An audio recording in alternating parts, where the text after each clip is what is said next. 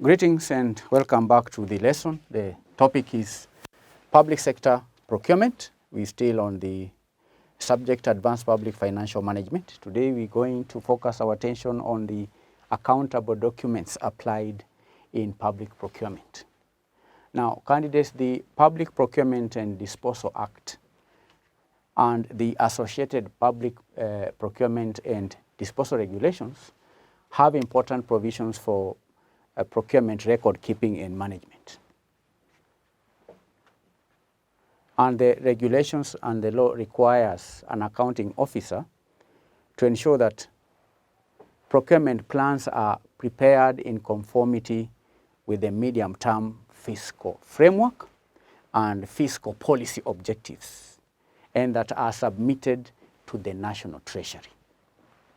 So that's a requirement of the law, that an accounting officer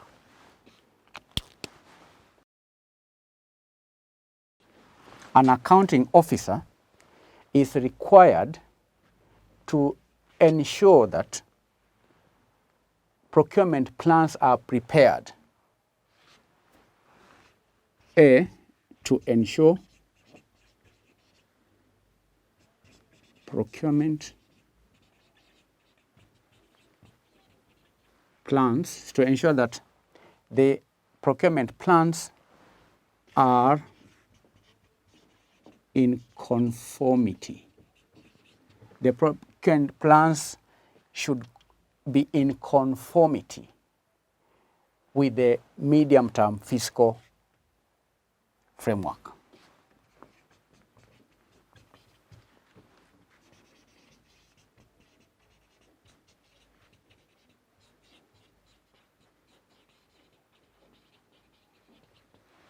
To ensure procurement plans are in conformity with the medium-term fiscal framework and fiscal objectives, and that are submitted to the National Assembly.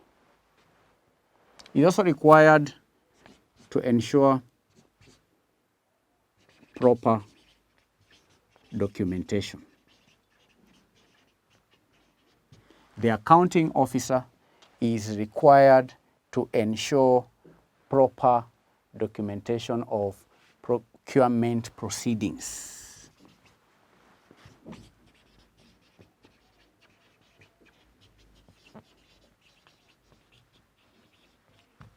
Proper documentation of procurement proceedings, and also the safe custody of all procurement records in accordance with the Act. And custody of all records. Now, do you understand, candidates? The regulations and the law are very specific, are very clear on accountable documents. The accounting officer is mandated by law to ensure that procurement plans are in conformity with the medium-term fiscal framework and fiscal objectives, and that has to be done in conformity with the medium-term fiscal framework. It is also the role of the accounting officer to ensure proper documentation of procurement proceedings and also the custody of all procurement records.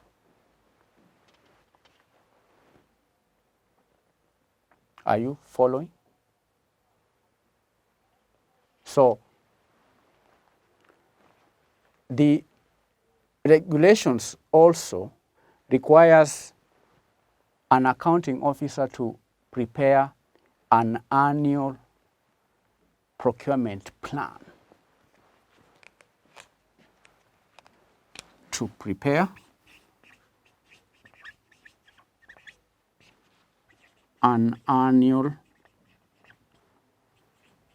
procurement plan. An annual procurement plan which is realistic and in a format set out in regulations.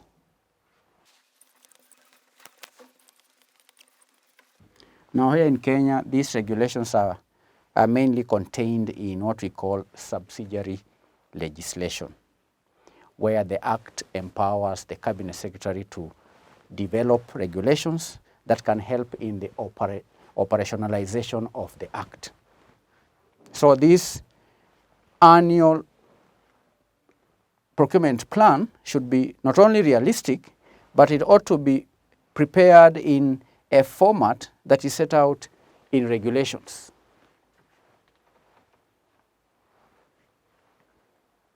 All right? The regulations are within the approved budget, and that has to be prior to commencement of each financial year as part of the annual budget preparation process. So candidates, we are studying accountable documents. Moving on, the records should be kept for at least the records. We're saying here that an accounting officer of a procuring entity should keep records for each procurement for at least 6 years after the resulting contract has been completed. 6 years. After a contract has completed, the accounting officer is required to keep records of that contract for at least 6 years. Or if no contract resulted,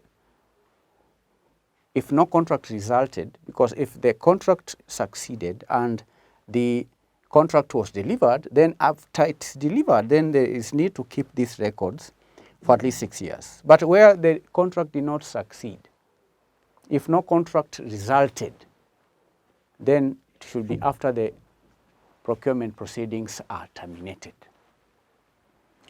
All right? After procurement proceedings are terminated, that is until when that should be maintained. Do you understand? After the procurement proceedings were terminated. Now, the records of procurement may include a brief description. The records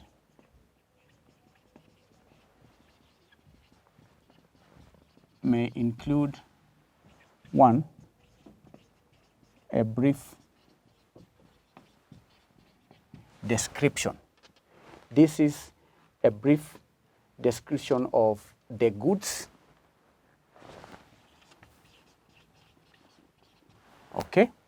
We are talking about procuring of goods, procuring of services, procuring of works, services, procurement of goods, procurement of services, procurement of works, and so on. So the contracts include a brief description of goods, works, or services procured. 2, another record that is required is if a procedure other than open tendering was used, the reason for doing so.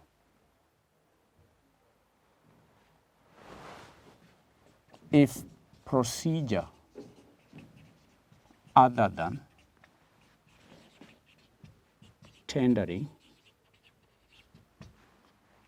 was used, the reasons for doing so. We know the normal procedure is tendering process, but if for any other reason that tendering was not used, then there has to be a record showing or indicating the reasons for not using the tendering procedure.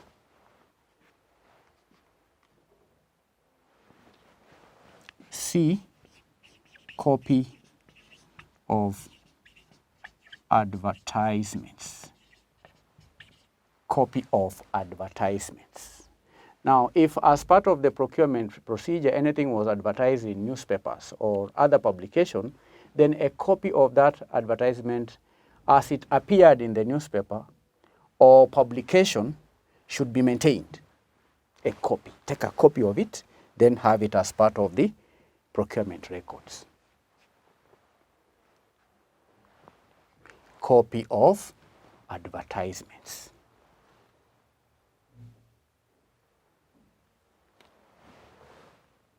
Three, name and address of the person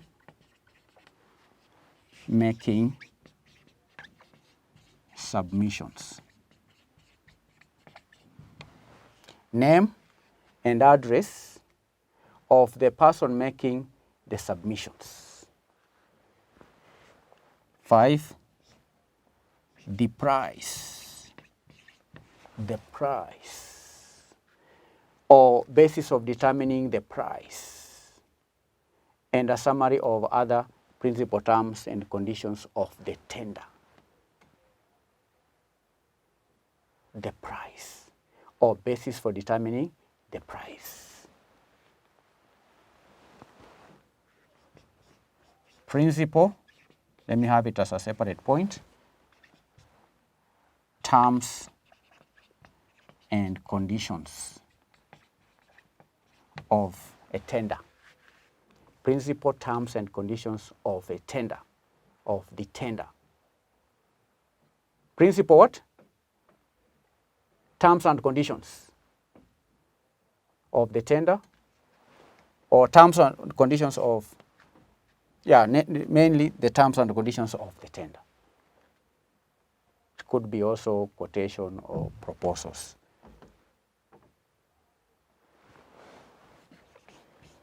Summary of proceedings. Summary of what? Summary of proceedings of the opening of tenders, the evaluation and comparison of tenders, the proposals or quotations, including the evaluation criteria used as prescribed. When making evaluation, there are proceedings and minutes have to be taken during evaluation of tenders, so there has to be summary of proceedings of the opening of tenders, of opening of tenders. Now, in public finance video lectures, I laid out the entire tendering process in the public sector. And we went through each and every stage. What happens at each and every stage? There is this stage known as opening of tenders. Now, even before the opening of tenders, we saw how the submissions are made, how the tenders are dropped into the tender box. And we even saw before the box is placed in that room, there has to be access to the room. We say that the door should be opened. It should be a specific place at a given date. There ought to be a place where the tenders are submitted. It's called a tender box. We even saw how if a tender documents are larger, such that they cannot fit into the box, we saw what should happen. So the law lays out all the procedures that have been must be followed in the tendering process. So one of the documents that is required is a summary of proceedings of opening of tenders. Proceedings. There could have been tender documents that didn't fit. Or there could be tenders that are received by post. There are tenders that could be opened before they are dropped into the tender box. So all what happens, the proceedings of opening of tenders, that's a document. It's a summary of proceedings of opening of tenders. There are also proceedings at evaluation and comparison of tenders. There also to be a summary in relation to evaluation, okay, of tenders. Summary of proceedings of evaluation of tenders. In fact, there ought to be a tender committee. The tender committee should comprise of not less than 3 people, and there ought to be all the proceedings during that evaluation of tenders should be minuted and so on. So there ought to be a summary of proceedings. This is a document that is also required to be maintained. And if the procurement proceedings were terminated without resulting in a contract, then there ought to be an explanation why they were terminated. Explanation why they were terminated. I'm saying if the procurement proceedings were terminated, procurement proceedings were terminated, there has to be a document explaining why procurement proceedings were terminated. That is, if the procurement proceedings were terminated without resulting in a contract, there ought to be an explanation of why they were terminated.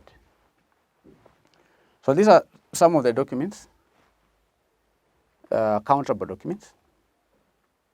And candidates, a copy of every document that is required by the Act must be prepared. A copy of every document that the Act requires. And these are some of the documents. Must be prepared by the procuring entity. And there could also be any such information or documents as prescribed by the Act. And I said earlier that an accounting officer of a procuring entity is required to maintain proper filing system with clear links between procurement and expenditure files. And what do you think that is important? Why is it important that the accounting officer, why do you think the accounting officer of the procuring entity should maintain proper filing system with links between procurement and expenditure? Why?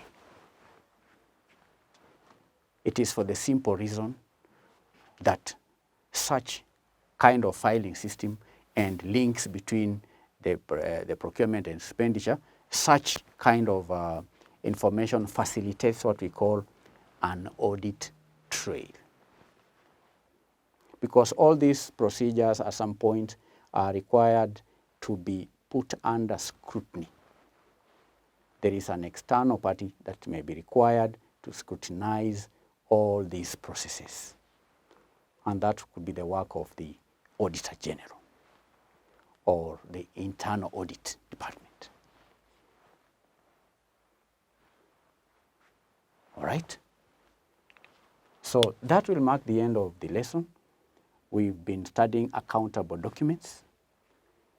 We've highlighted what is required of an accounting officer. We've listed the documents. Number 1 is a brief description of goods, works or services that are being procured. If procedure other than tendering is used, there ought to be reasons. There should be a document showing reasons for doing so. In case there were any advertisements in the newspapers, then a copy of the advertisements should also be provided as a document, as an accountable document, where there were advertisements. If as part of the procurement procedure anything was advertised in a newspaper or any other publication, then a copy of that advertisement as it appeared in that newspaper or publication ought to be maintained. Then there is the name and address of a person making submissions, the ones who are making submissions for consideration in tendering. The price is required. Principal terms and conditions of the tender required. Summary of proceedings of opening of tenders. There is a summary of proceedings of evaluation of tenders. Then explanations why procurement proceedings were terminated. If in case proceedings were terminated without resulting in a contract, then an explanation why they were terminated has to be provided. So thank you for attending the lesson. We will meet in our next lesson where we continue to share knowledge in public finance. Bye-bye.